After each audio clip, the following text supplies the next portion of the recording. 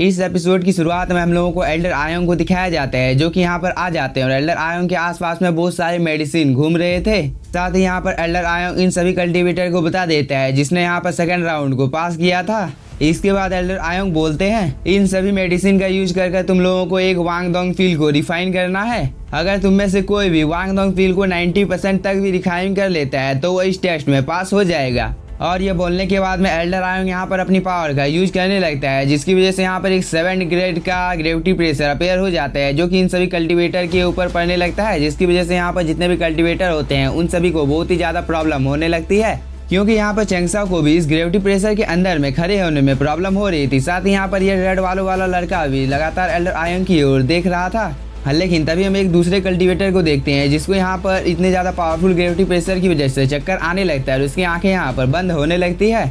लेकिन वो यहाँ पर अपने आप को किसी तरह से संभाल लेता है। इसके बाद वो एल्डर आयोंग की ओर देखने लगता है, लेकिन तभी एल्डर आयोंग यहाँ पर सभी को बताने लगता है, यहाँ पर जितने भी लोग हैं वो सभी लोग 7 ग्रेड के मेडिसिन किंग हैं, इसलिए मैं तुम लोगों की पावर और स्ट्रेंथ को देखना चाहता हूँ कि तुम लोग इतने ज्यादा प्रेशर में होने के बावजूद भी कितनी निष्ठा और लगन के साथ में इस पिल को रिफाइन करते हो और किसका पिल यहाँ पर सबसे ज्यादा अच्छा निकल कर आता है। क्योंकि इतने ज्यादा ग्रेविटी प्रेशर की वजह से यहाँ पर एक अच्छा एल्केमिस्ट ही अपने ध्यान को एक जगह पर केंद्रित कर सकता है। इसीलिए मैंने यहाँ पर एक 7 ग्रेड के ग्रेविटी प्रेशर को अपेयर कर दिया है, ताकि हमें पता चल सके कि तुम में से सबसे ज्यादा बेस्ट एल्केमिस्ट कौन है। साथ ही मैं तुम सभी लोगों को बता देता हूँ कि इस ग्रेविटी प्रेशर के अंदर में ही रहकर तुम सभी को इस फील्ड को रिफाइन करना होगा। इस बात को सुनकर यहाँ पर जितने भी कल्टीवेटर थे वो सभी बहुत ही ज्यादा शॉक हो जाते हैं, क्योंकि ये ग्रेविटी प्रेशर बहुत ही ज़्यादा पावरफुल था। इसके अंदर में इन लोगों को खड़े होने में प्रॉब्लम हो रही थी, तो ये लोग यहाँ पर पील को आखिरकार रिफाइन कैसे करेंगे।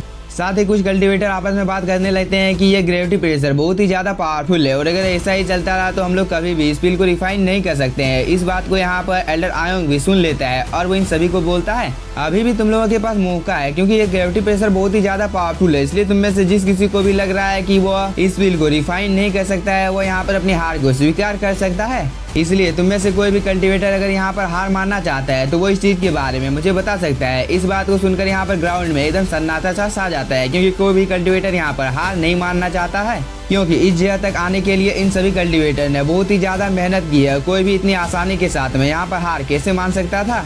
इसलिए इस चीज़ को देखकर एल्डर आयोंग बोलता है, मुझे लगता है कि तुम में से कोई भी हार मानना नहीं चाहता है, इसलिए मैं ऑफिशियली इस 3rd राउंड को अब शुरू करता हूँ। और वो ये बोलकर यहाँ पर एक अगरबत्ती को जला देता है। इसके बाद एल्डर आयोंग इन सभी कल्टीवेटर को बता देता है कि तुम लोगों के पास इस अगरबत्ती के खत्म होने तक का ही टाइम है, इसलिए तुम लोग अपने काम को जल्दी से शुरू कर सकते हो, क्योंकि हम लोगों के पास सिर्फ 3 ही सीट है। इस बात को सुनकर यहाँ पर जितने भी कल्टीवेटर थे वो सभी अपने अपने काम में लग जाते हैं। तभी हम इस रेड वालों वाले लड़के को देखते हैं, जो कि बोलता है, मैंने 1st राउंड और 2nd राउंड में कुछ ज़्यादा अच्छा नहीं किया है, जिसकी वजह से मेरा रैंक बहुत ही ज़्यादा पीछे चला गया है। इसलिए मुझे कुछ भी करके इस 3rd राउंड में 1st प्लेस को अचीव करना होगा, नहीं तो मुझे डर है कि अगर मैंने ऐसा नहीं किया तो इस कंपटीशन में मैं हार जाऊंगा। और वो ये बोलकर अपने आसपास के लोगों की ओर देखने लगता है, जहाँ पर ये सभी लोग अपनी पावर का यूज करना शुरू कर देते हैं, क्योंकि इन लोगों को भी हर हालत में इस कंपटीशन को जीतना था। इस चीज़ को देखकर यहाँ पर ये रेड वालों वाला लड़का भी कहाँ पीछे रहने वाला था, क्योंकि वह भी यहाँ पर अपनी पावर का यूज करने लगता है, जिसकी वजह से वो अपने सोल सी में चला जाता है। इसके इर्द गिर्द में ये सभी मेडिसिन घूम रहे थे, जो कि दिखने से बहुत ही ज़्यादा कूल लग रहा था। तभी हमें प्रेजेंट का सीन दिखाया जाता है, जहाँ पर वो अपने ध्यान को एक जगह पर केंद्रित करने की कोशिश कर रहा था। इस चीज़ को देखकर ये लड़की भी अपनी पावर का यूज करने लगती है, जिसकी वजह से यहाँ पर जितने भी मेडिसिन थे वो सभी इसकी ओर आने लगते हैं। लेकिन इस चीज़ में इस लड़की को बहुत ही ज़्यादा प्रॉब्लम हो रही थी और वो यहाँ पर थोड़ी सी थक भी जाती है, लेकिन वो यहाँ पर हार नहीं मानती है। इस चीज़ को दूर से ये लड़का भी देख रहा था और वो भी यहाँ पर ठान लेता है कि वो भी किसी तरह करके इस कॉम्पिटिशन को जीतेगा। लेकिन तभी उसकी नज़र यहाँ पर चेंगसाओ के ऊपर पड़ जाती है, जो कि आराम से बस ऊपर की ओर देख रहा था। इस चीज़ को देखकर ये लड़का यहाँ पर अपनी डिवाइन आई को एक्टिवेट कर लेता है। इसके बाद वो एक एक करके यहाँ पर सभी मेडिसिन को ले आता है और इन सभी को वो रिफाइन करने की कोशिश करने लगता है। लेकिन तभी हम लोगों को इस अगरबत्ती को दिखाया जाता है, मतलब इन लोगों के पास अब ज़्यादा टाइम नहीं बचा हुआ है, इसलिए ये लड़की भी बिना कोई टाइम जाए के इन सभी चीज़ों को रिफाइन करना शुरू कर देती है। और दूसरी ओर हम चेंगसाओ को देखते हैं, जो कि अभी भी बस इन सब चीज़ों को देख रहा था। हाँ, लेकिन अब चेंगसाओ को भी पता था कि इसके पास ज़्यादा टाइम बचा हुआ नहीं है, इसलिए वो अपनी पावर का यूज करने लगता है, जिसकी वजह से वो अपने सोल सी में चला जाता है और वो यहाँ पर इन सभी ट्रेजर को बहुत ही अच्छी तरीके से देखने लगता है, जो कि इसके इर्द गिर्द में घूम रहे थे। तभी चेंगसाओ अपनी पावर का यूज करने लगता है। जिसकी वजह से सभी ट्रेजर बहुत ही तेजी के साथ इसकी ओर आने लगते हैं। लेकिन तभी हम लोगों को प्रेजेंट का सीन दिखाया जाता है जहाँ पर चैंग साब आराम से इन सब चीजों को कर रहा था। इस चीज को दूर से एल्डर आयोंग भी देख रहा था, इसलिए वो अपनी पावर को और भी ज्यादा बढ़ा देता है, जिसकी वजह से अब इन सभी कल्टीवेटर को और भी ज्यादा प्रॉब्लम होने लगती है, क्योंकि पहले की तुलना में अब ये ग्रेविटी प्रेशर और भी ज्यादा पावरफुल हो गया था। और इतने ज़्यादा ग्रेविटी प्रेशर की वजह से अब इन सभी को यहाँ पर खड़े होने में भी प्रॉब्लम हो रही थी। तभी हम लोगों को होली सन को दिखाया जाता है, जिसको यहाँ पर चक्कर आने लगता है, लेकिन वो यहाँ पर हार नहीं मानता है, क्योंकि उसने अपने सामने यहाँ पर फर्नेस को समन कर लिया था और इसके अंदर में एक एक करके यहाँ पर जितने भी मेडिसिन थे उन सभी को डाल देता है। लेकिन अभी भी होली सन को यहाँ पर बहुत ही ज़्यादा सिर दर्द हो रहा था, जिसकी वजह से वो बहुत ही ज़्यादा परेशान हो जाता है और वो बोलता है इतने ज़्यादा हाई ग्रेविटी प्रेशर के अंदर में आखिरकार मैं इस पिल को यहाँ पर कैसे डिफाइन करूँगा, क्योंकि यहाँ पर हम लोगों को बहुत ही ज़्यादा प्रॉब्लम हो रही है, क्योंकि इस ग्रेविटी प्रेशर की वजह से मैं अपनी जगह पर सीधे खड़े तक नहीं हो पा रहा हूँ। तभी हम इस लड़की को देखते हैं जो कि बोलती है यह ग्रेविटी प्रेशर तो बहुत ही ज़्यादा पावरफुल है, जो कि सीधे हम लोगों के मेंटल पावर के ऊपर अटैक कर रहा है, जिसकी वजह से मुझे यहाँ पर कुछ भी समझ में नहीं आ रहा है कि आखिरकार मैं यहाँ पर क्या करूँगी, क्योंकि इस चीज़ की वजह से मेरे सिर में बहुत ही ज़्यादा दर्द हो रहा है। लेकिन वो यहाँ पर हार नहीं मानती है। इसके बाद वो अपनी पावर का यूज करने लगती है, जिसे देखकर यहाँ पर जितने भी लोग इस कंपटीशन को देखने के लिए आए थे वो सभी लोग बहुत ही ज़्यादा शॉक हो जाते हैं। लेकिन तभी हम इस रेड वाले लड़के को देखते हैं जो कि यहाँ पर अपनी पावर का यूज करने लगता है, क्योंकि उसे किसी भी हालत में फर्स्ट प्लेस को अचीव करना था। हाँ, दूसरी तरफ हम इस कल्टीवेटर को देखते हैं जो कि यहाँ पर लगातार अपनी पावर को बढ़ा रहा था, जिसकी वजह से इसकी फायर यहाँ पर बहुत ही ज़्यादा बढ़ जाती है और कुछ ही देर में वो यहाँ पर इस पिल को रिफाइन करने वाला था। हाँ, लेकिन तभी हम लोगों को बाकी के कल्टीवेटरों को भी दिखाया जाता है जो कि इससे ज़्यादा पीछे नहीं थे। इस चीज़ को देखकर यहाँ पर पवेलियन मास्टर बहुत ही ज़्यादा खुश हो जाता है और वो बोलता है इस बार के कंपटीशन में हम लोगों को बहुत सारे जीनियस देखने को मिल रहे हैं, क्योंकि इनमें से कोई भी हार मानने को तैयार नहीं है। पवेलियन मास्टर यहाँ पर ये सब बोल ही रहा था, लेकिन तभी उसकी नज़र चैंग साब के ऊपर पड़ जाती है जो कि बस यहाँ पर आराम कर रहा था, क्योंकि चैंग साब को यहाँ पर कोई टेंशन ही नहीं था। बस वो यहाँ पर अपनी आंखों को बंद कर किसी चीज के बारे में सोच रहा था। इस चीज को देखकर एक एल्डर बहुत ही ज्यादा शॉक हो जाता है और वो अपने साथियों को बोलता है चैंग साब को इस ग्रेविटी प्रेशर के अंदर में प्रॉब्लम क्यों नहीं हो रही है, जबकि यहाँ पर बाकी के कल्टीवेटर को तो बहुत ही ज्यादा प्रॉब्लम का सामना करना पड़ रहा है। साथ ही चैंग साब ने यहाँ पर अभी तक मेडिसिन को रिफाइन करना भी शुरू नहीं किया है। आखिरकार इसके मन में चल क्या रहा है? इस बात को सुनकर ये दूसरा एल्डर बोलता है चैंग साब शायद से अपने मन में सोच रहा है कि यह राउंड भी first round and second round की तरह आसान होने वाला है, जिसकी वजह से वह यहाँ पर इतना ज्यादा चिल है। लेकिन उसे नहीं पता है कि यह राउंड बहुत ही ज्यादा मुश्किल होने वाला है। इसलिए मुझे लगता है कि चैंग साब को रिफाइनिंग करना आता ही नहीं है, इसलिए वो यहाँ पर बिल्कुल शांत है। इसके बाद ये सभी एल्डर मिलकर यहाँ पर चैंग साब का बहुत ही ज्यादा मजाक उड़ाने लगते हैं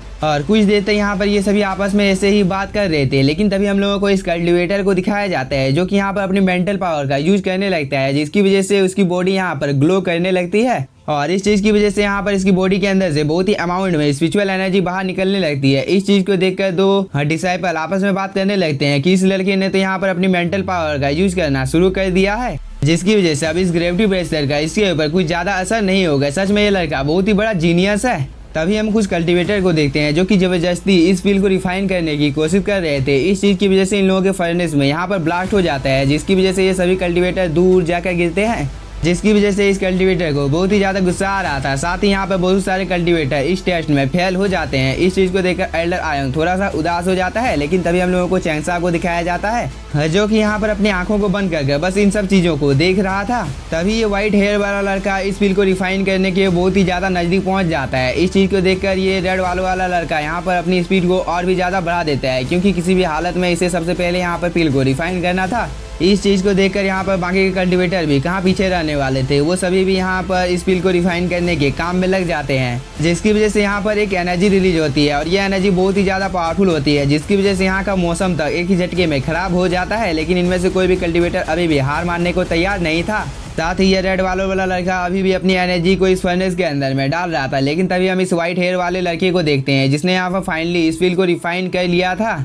इसलिए वो अपने फर्नेस के अंदर से इन सभी पिल को बाहर निकाल देता है, जो कि दिखने से बहुत ही ज्यादा अच्छे लग रहे थे। इसके बाद वो इन सभी पिल को अपने हाथों में ले आता है। इन सभी पिल को देखकर वो बहुत ही ज्यादा खुश हो जाते हैं, क्योंकि इतनी ज्यादा देर तक मेहनत करने के बाद फाइनली यहाँ पर इसने इस पिल को रिफाइन कर लिया था। इस चीज को देखकर दो डिसाइपल आपस में बात करने लगते हैं कि इस पिल की कंडीशन को देखकर मुझे लगता है कि यह एक 7 ग्रेड का पिल है। मतलब ये लड़का बहुत ही ज्यादा टैलेंटेड है, क्योंकि इतने ज्यादा ग्रेविटी प्रेशर के अंदर में होने के बावजूद भी इसने यहाँ पर एक 7 ग्रेड के पिल को रिफाइन कर लिया है, जो कि कोई मामूली बात नहीं है। ये दोनों यहाँ पर ये सब बातें कर ही रहे थे, लेकिन तभी यहाँ पर बहुत ही अमाउंट में स्पिरिचुअल एनर्जी रिलीज होती है, जिसे देखकर ये दोनों डिसाइपल बहुत ही ज्यादा शॉक हो जाते हैं। तभी हम एक दूसरे कल्टीवेटर को देखते हैं जिसने यहाँ पर एक ही पील को रिफाइन किया था, लेकिन इसके अंदर से बहुत ही अमाउंट में स्पिरिचुअल एनर्जी बाहर निकली थी। इस चीज को देखकर सभी लोग बहुत ही ज्यादा शॉक हो जाते हैं। लेकिन तभी हम लोगों को बाकी के कल्टीवेटर को दिखाया जाता है, यहाँ पर अपने अपने काम में लग जाते हैं और कुछ देर मेहनत करने के बाद फाइनली इन लोगों ने भी यहाँ पर पील को रिफाइन कर लिया था। इसके बाद ये सभी कल्टीवेटर एक एक कर अपने फर्नेस के अंदर से इन सभी पील को बाहर निकालने लगते हैं, जिसकी वजह से इन सभी फर्नेस के अंदर से बहुत ही अमाउंट में स्पिरिचुअल एनर्जी बाहर निकलने लगती है।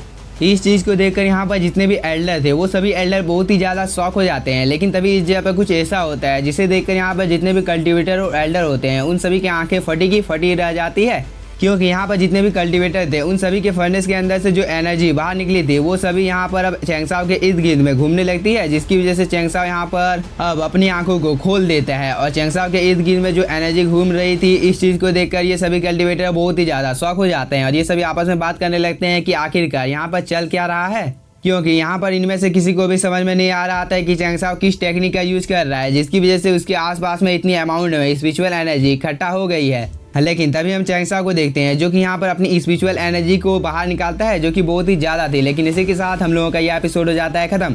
तो अगर आप लोगों को एपिसोड पसंद आया होगा तो चैनल को सब्सक्राइब कीजिए और वीडियो को like. Thank you for watching.